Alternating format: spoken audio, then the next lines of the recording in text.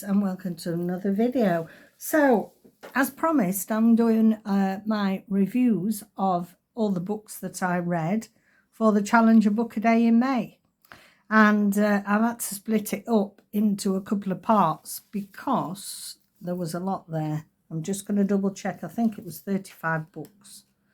Let me find where my other page is here and I'll tell you. Yes, so 35 books, 20 were standalone, 10 were from a series, one series, 4 from another series and 1 from a new series, with a total of 35 books.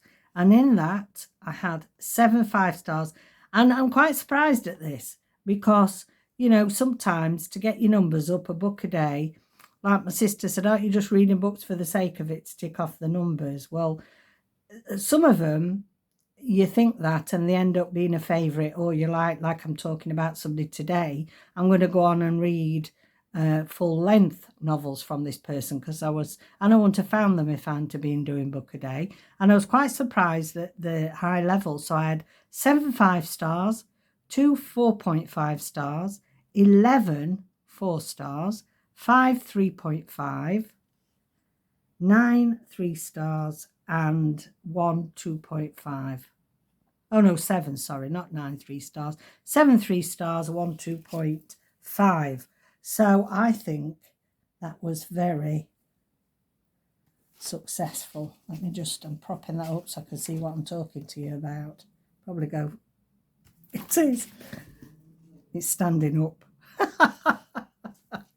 Right, okay, so mainly the ones I'm going to talk about today, David will put pictures up because they're from a series and they are off my Kindle. But this one is a Persephone one that I've finished, so I didn't start it exactly. I did start it before May because it's a big chunky book. It is from Persephone, and these bring out long lost books. The republished long lost books tend to be into war years, that sort of thing. This is called Few Eggs and No Oranges, The Diaries of Vera Hodgson, 1940 to 1945. So actually Vera Hodgson was a real person, and she was a young woman when the war started in 1940, living in London. I think she was actually from Birmingham, but she'd moved there for work. And this is the diaries that she kept on a daily basis about what it was like through the 5 years of war of her living in London, in a big city, and the bombings and everything that happened there. So apart from anything else, it is a very important piece of British history. It is very important narrative of how everyday people coped with what was happening in their city throughout those war years. And for that alone, I think it's very worth reading. It's so it's a memoir, as it were, so it's more non-fiction, and it's one of those that you couldn't read it beginning to end without having something in between.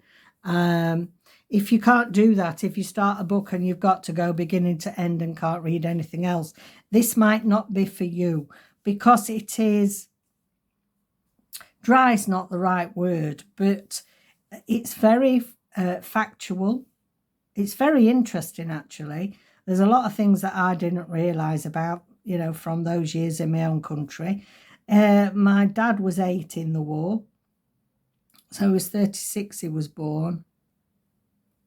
40, so he was 4 when it started, so he's nearly 9 when it finished. So it, you know, it is a you know, a part of my family heritage, I suppose.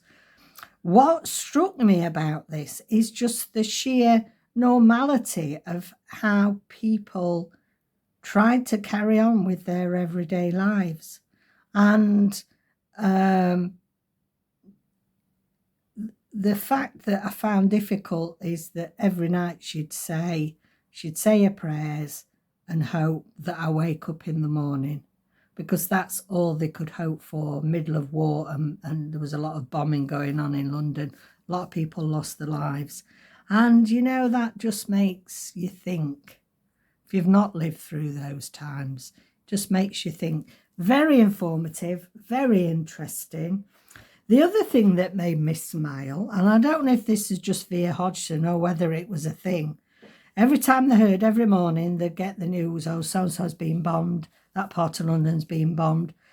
They'd jump on a bus or whatever, underground, and off they'd go to see where it was and how bad it was. Now, I find that a bit strange, but yeah, it's as if, I don't know, they have to see it for their own eyes to believe it's happening, or whether that was just her personality and she wanted to see what was happening. But I really enjoyed it. I gave it 4 stars. I didn't give it 5 stars. I mean, in a way, you could give it 5 stars for its content, for its importance, and it's a good catalogue of true life in those years in London. I gave it 4 stars because that 5th star, I didn't get the full enjoyment factor from it. I'm not a big non-fiction girly, and I find them a bit dry. But nonetheless, I enjoyed that one. So I'll leave that there because there's a Kindle. So I've spoken about it when I first started Book a Day in May, that I started this Mrs. Fix-It series by Belle Knudson.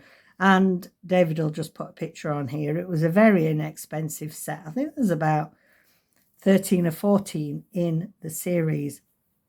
And I read 10.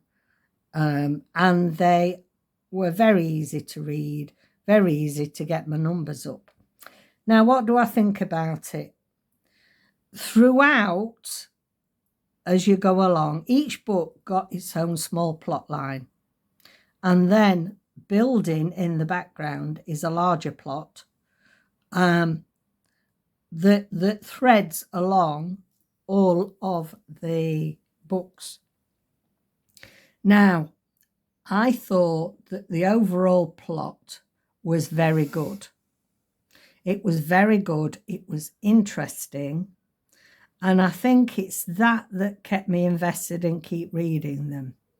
I think the execution was quite poor, I have to say, of that overall plot. But the ideas and the intrigue kept me in there. Now, I can't quite decide why I've carried on with it, because apart from that, each book, we've got this Mrs. Fix-It. So she's a lady do-it-yourself, small business. And she goes around this small town in America. And people pay her to put shelves up and goodness knows what. And every book, she stumbles across somebody that's been done in. Now, I found out recently, let me say this, that the algorithm of YouTube doesn't like you to say dead. Yeah, because it puts you down. That's probably why I don't get enough people. Well, I don't know. It's because I was watching a big booktuber, and she keeps saying, oh, and this person's unalived. And I thought, cracking, what's she saying unalived for? That sounds ridiculous. And then when I looked into it a bit more, she's saying that because you can't say dead. Can't say dead. The algorithm thinks you're being nasty and puts you to the bottom of queue. But anyway, I'm at bottom of queue anyway. So anyway, every version, every book, there's a mini plot, and they're ridiculous. Absolutely ridiculous. Honestly, they are. And it beggars belief. It's worse than Midsummer Murders. If you'd have seen Midsummer Murders, a long-standing drama series here in the UK, I think they've had more murders per capita than anywhere else in the universe. But there we are. They haven't all because it's in this Mrs. Fix-It's place. So generally there are 3, 3.5, 2.5 generally for each book. But, you know, that overlying good plot that's at the back of them all has bumped it up a bit. Check it out. It's I think it's very much for an American audience, and you won't mind me saying that. A lot of the terminology and how we don't have Mrs. Fix-Its here, you know, we have do it yourself companies, I suppose, in a small way, but it's not a big thing here. Perhaps it is. You'll have to let me know, you guys. Is it a big thing that you pay somebody to come and put a shelf up? We tend to try and struggle and put them up ourselves here. So that's that. I haven't finished it yet. I will finish it because I'm dying to know. Well, I can't say dying either, can I? I'm really wanting to know what this overall background plot, how that's going to end. So we shall see. I shall update you on that. So that's the Mrs. Fix-It series, Belle Knudson. And then another new series I started is A Slice of Murder by Rosie A. Point. Again, small town murder mystery. I might give it, you know, it was one of those box sets that I bought on Kindle. I might give another one a go.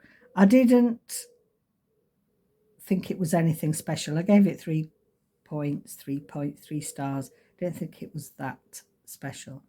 And then the last one will end with the series on a really good one, which you've come to know by now. Detective Inspector Kim Stone by Angela Marsons. I read Child Play with my buddy Kerry Ann. We did our buddy read this month. Another 5 stars. This series is absolutely amazing. And you don't hear about it much. You don't hear about Angela Marsons that much. It was one of those random books I found in the works cheaply here. It was book 2. I think Kerry Ann bought book 1 and read that first. And we have absolutely adored this series. The writing is superb. The plots are superb. It's dark and gritty, and at times it's quite hard to bear reading some of it. But yeah, we're loving it. So that's the end of the series. Now, the author I want to talk about, I'll put that out of the way now because it's irritating me. That I found that I've not read anything of his before is an author called Daniel Hurst. And the first one I read of his is If He Finds Us, a psychological thriller short story. So David will put the photo up here. It was a 4-star read for me. Wow. This packed a punch in a short story. So when I arrive at the house and see the man who lives there, I feel safe. I feel like he can protect me. He has 2 children. They seem safe too. So I hide with them. I hide from the man who wants to find me. But if he does, I've just put a whole family in danger. If I have, I might not be able to save them. Oh, wow, what a twist at the end of that one. Absolutely well worth a read. So that was that one. The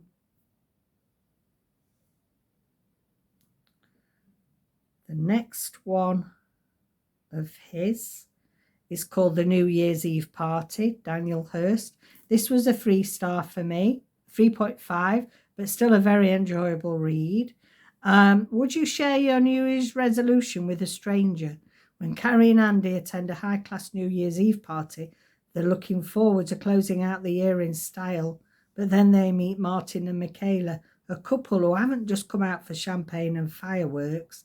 They have a New Year's resolution that's very unusual. Yes, it is a touch unusual. I think I saw the ending coming with this one, but nevertheless, it was a good read. And A Body, the next one by Daniel Hurst, The Body, a psychological thriller short story. And again, this was another 4 stars. It says, a short story with a shocking twist. As my wife's body lies on the floor of our home, I know it's not going to be easy getting her from the house to the woods where I can bury her without anybody seeing me. Ooh, perhaps I'm not allowed to say body either. Am I allowed to say body? Yeah, I think so. And I've looked, and actually Daniel Hurst does do full-size psychological thrillers. So I am excited to read more by him. I thought the writing was excellent. They were short stories, short books, novellas. They packed a punch, very good at the twist and surprise element. So there's a new one for your books if you haven't heard of him, the same as I hadn't. And again, this is why I like doing a book a day in May. I just downloaded a few of his novellas just because so it would be easy to read in a day, and ended up loving them. So there we go. Right, that's it for part 1. There's quite a bit for you to be going on with there. I've got quite a few left, which I think mainly there's 1 or 2. Liv Constantine, which is a sister authors. Yeah, I've read a lot of her full size novels. Very good thrillers. I read a couple of short stories from her, and then I think the rest of them are hard copy books that I can show you. So thanks so much for joining me. Take care out there, and I'll see you next video. Bye for now.